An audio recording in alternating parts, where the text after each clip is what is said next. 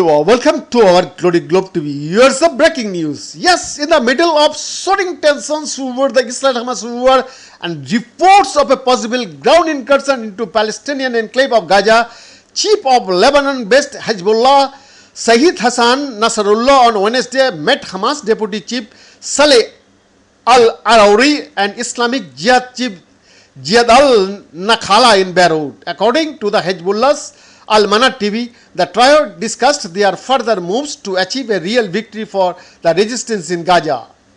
According to a brief statement after the meeting, the leaders discussed ways to achieve a real victory for the resistance in Gaza and Palestine and halt Israel's treacherous and brutal aggression against our opposed and steadfast people in Gaza and the West Bank, following with no further details.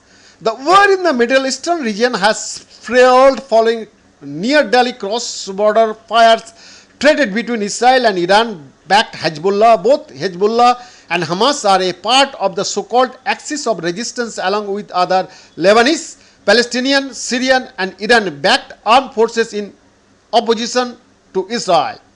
Israeli Prime Minister Benjamin Netanyahu has been doubling down on his warning against Hezbollah, reinstating it would be the mistake of its life if it started a war with Israel.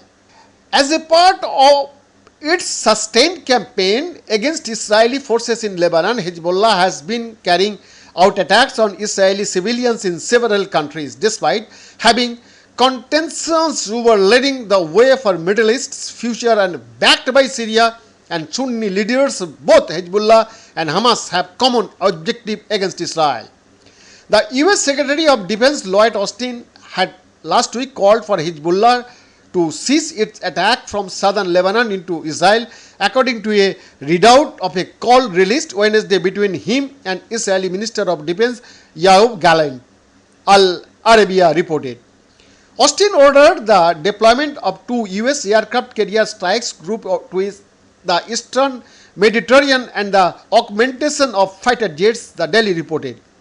Amid intensifying cross-border fighting from Lebanon, the country's Prime Minister Najib Mikati earlier reaffirmed its commitment to the UN resolution that ended in 2006 cross-border raid, resulting in a 34-day war.